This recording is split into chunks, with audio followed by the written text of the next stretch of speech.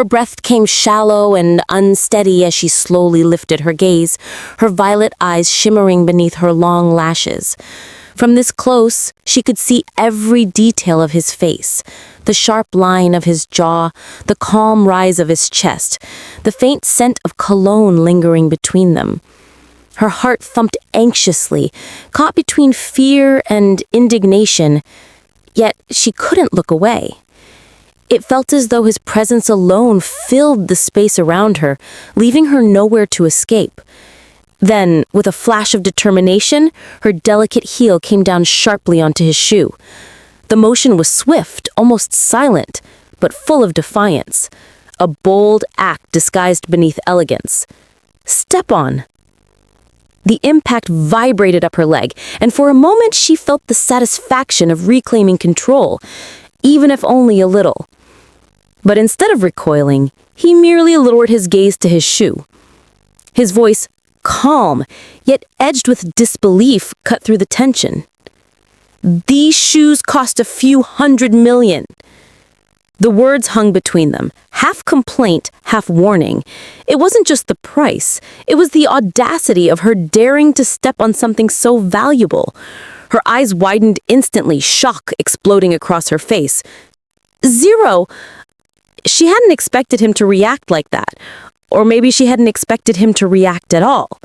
The realization that she might have just crushed something more expensive than everything she owned combined made her stomach twist. Her lips parted slightly, but no words came out. Flustered and overwhelmed, she instinctively retreated. Her heel trembled as she took a step back, the hem of her blue dress brushing softly against the floor. Step back. It was a motion to escape his closeness, his stare, and the strange air of dominance that clung to him. Yet, even as she backed away, she felt his gaze following her. Steady, unreadable, and impossibly intense. The man lowers his gaze, a faint, mocking smile tugging at the corner of his lips as he looks down at the pink-haired girl. His expression is calm, almost amused, as if he's watching a child make an innocent but ridiculous mistake. The soft light casts a gentle glow over them, highlighting the stark contrast between his composed demeanor and her flustered state. With a dismissive smirk, he speaks condescendingly, his tone dripping with playful cruelty. "Idiot girl. Perhaps only you believe that these shoes are worth several $100 million. His words slice through the tension, leaving her stunned, not only by the insult, but by the absurdity of the situation she had so confidently reacted to just moments earlier. The man fixes his attention on her with sudden seriousness, his brows lowering slightly as suspicion flickers in his eyes. "Ziqin brought you here." His voice carries a sharpness that makes her instinctively straighten, unsure whether he is annoyed, concerned, or something in between. Flustered, the girl quickly nods, her hands pushing weakly against his chest as she tries to create distance. "Yes, Ziqin brought me here, so let me go." Her voice trembles with frustration, yet there's an unmistakable sense of helplessness, as though she already knows he won't listen. His arm tightens around her waist, pulling her slightly closer despite her resistance. The warmth of his hold sends a confusing shiver through her.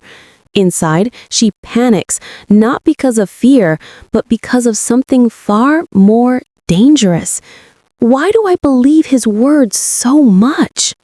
Her heart betrays her logic, reacting to him in ways she doesn't understand. He leans closer, his breath brushing against her skin as he speaks with an unsettling mixture of jealousy and arrogance. "Ziqin, didn't expect you to call his name so intimately. Tell me, does he not know you're my woman?" His voice is soft, dangerous, and maddeningly possessive. The girl looks up at him, stunned into silence. Her eyes widen, shimmering with confusion and disbelief. She doesn't know how to respond, doesn't even understand why his words feel as though they're echoing deep inside her. Her hands instinctively press against his chest, caught between pushing him away and simply holding on. The man's expression turned strangely gentle, a faint, knowing smile curving at the corner of his lips. Even though the girl cannot see his face clearly from behind, there is an unmistakable glint of amusement and possession in his eyes. Standing so close to her, he lowers his head slightly, as if savoring the moment of having her back within his reach. With the voice dripping in confidence and quiet dominance, he leans in closer to her ear. "Come back to Digua with me tonight," he murmurs, every syllable firm yet teasing. "I've missed you a little these past few days." His words slide into her mind like velvet, impossible to ignore. His tone is intimate, far too intimate for someone who should have been only a stranger at a ballroom. The girl stiffens, her breath catching as memories flood back. Her eyes widen, and she blurts out in panic, No, the last time, in your office." Her voice trembles, embarrassment and frustration tangled together. She looks up at him, her cheeks flushing as the memory she would rather forget resurfaces unwillingly. Before she can steady her thoughts, she suddenly notices another figure standing not far away. Muzi Chin, the man in a white suit, has clearly heard everything. Her heart pounds painfully.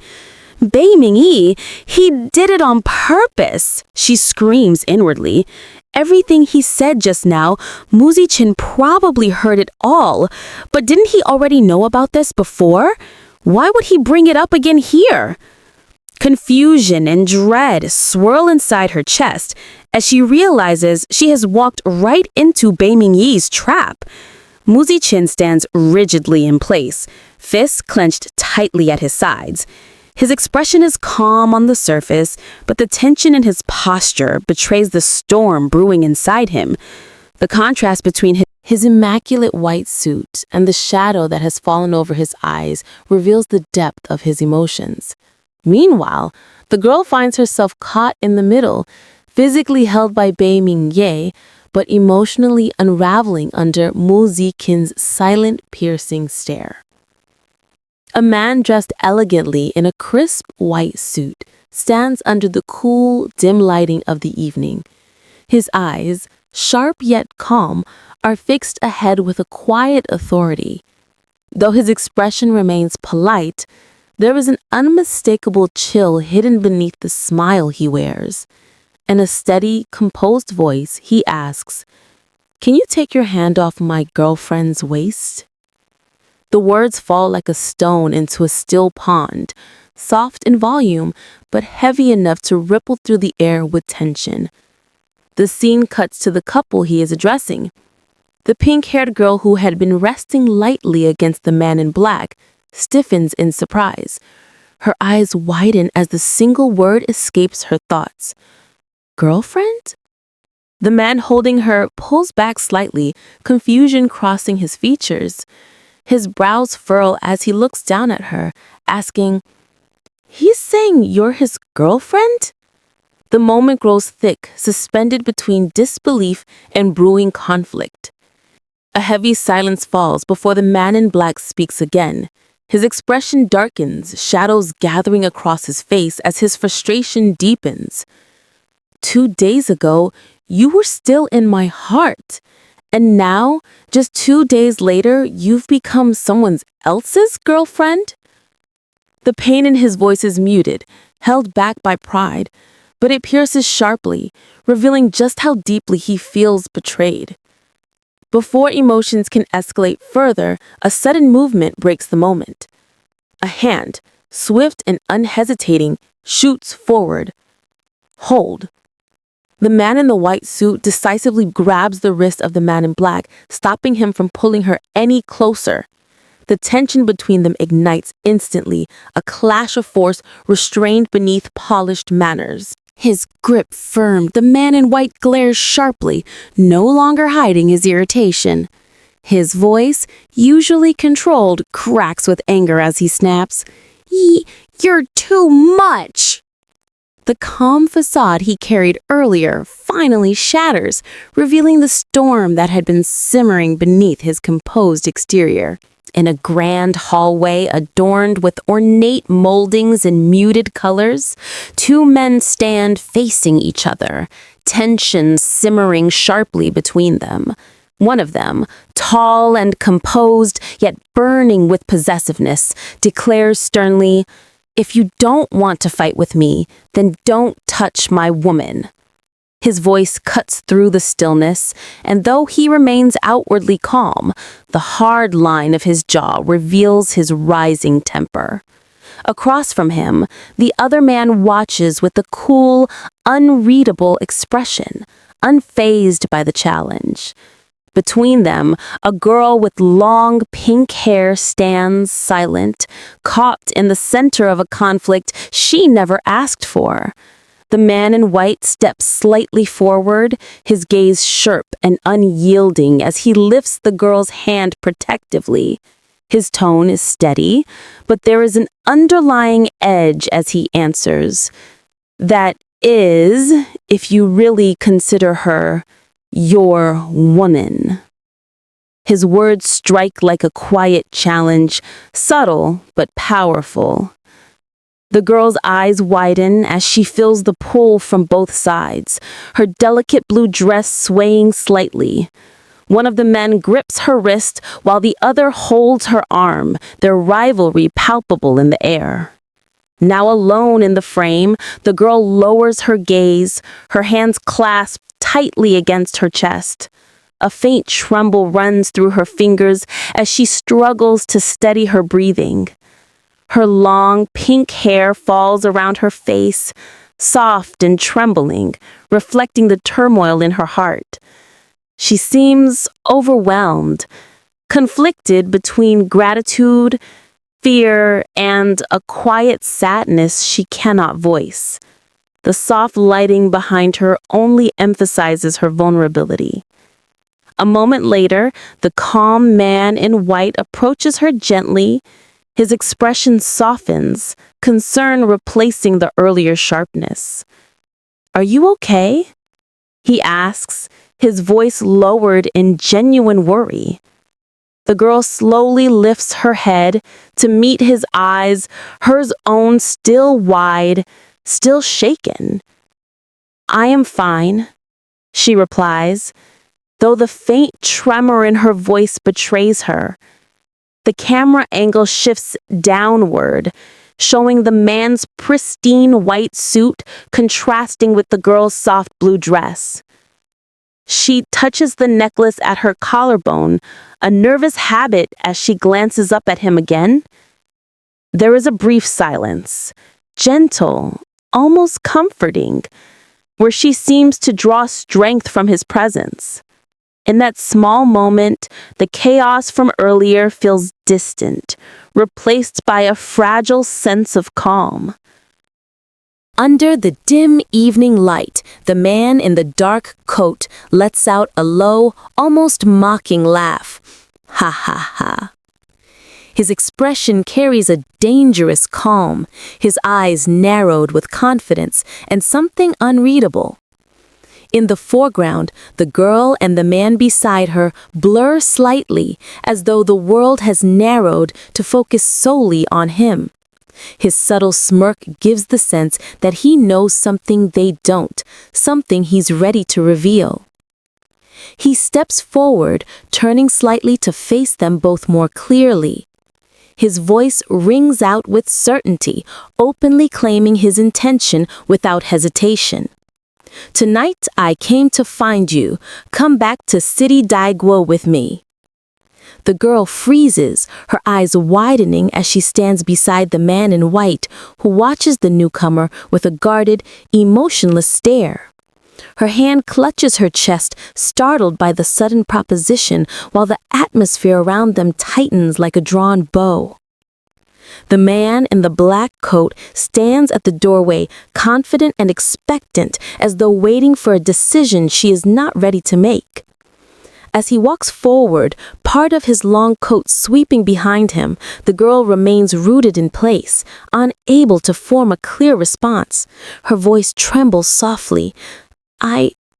Why is it so sudden? She looks small and overwhelmed beside the two imposing men, one walking boldly ahead with unquestionable determination, the other standing quietly behind her like a silent guardian. Her hesitation fills the air, fragile and unsteady. From across the room, two women watch this scene unfold with stunned disbelief.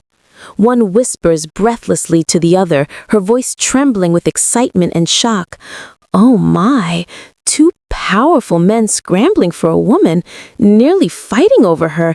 It's hard to believe that. Their words float in the background like gossip carried by the wind. The girl, shown from behind, hears their murmurs and feels a wave of embarrassment rise in her chest. Everything is happening so publicly, too suddenly, too intensely, and yet all she can do is watch the man in the dark coat walk away, waiting for her response. As the man in the dark coat walks away, his long jacket trailing behind him, the atmosphere in the hall swirls with whispers. The girl watches his retreating figure, her heartbeat quickening as murmurs ripple through the guests nearby. She can almost feel their eyes on her back, hear their hushed gossip growing louder with every step he takes. Afraid that this news will be spread everywhere tomorrow morning, she thinks helplessly. The realization makes her chest tighten. Tonight's confrontation wasn't just dramatic, it was public, too public. Standing beside her, the man in white observes the tension written all over her trembling frame. She forces a small, fragile smile, but her thoughts are in chaos. He wanted me to go back to Digwa City, but I made him angry. I don't know how much he would torment me. The fear that once lived quietly inside her now surges forward, shaking her to the core. Her shoulders quiver, her hands clutch each other desperately as she tries to hold herself together. The man in white notices every subtle movement, his eyes darkening with concern. He gently places a steady hand on her shoulder, leaning in with a calm yet firm voice. Do not be afraid. I will not let him bully you. His touch is warm, grounding her as her trembling slowly begins to subside. For a brief moment, she feels a sense of safety, like someone is finally willing to shield her from the storm closing in around her. Before she can say a word in response, his hand slides from her shoulder to her wrist. His grip is gentle but decisive, leaving no room for hesitation. In one swift motion, he pulls her forward. Follow me. The command cuts through the heavy air, and the girl, startled by the sudden movement, can only let herself be guided. Her long pink hair sways behind her as she stumbles a step, caught between fear, uncertainty, and the fragile hope that someone is finally taking her side.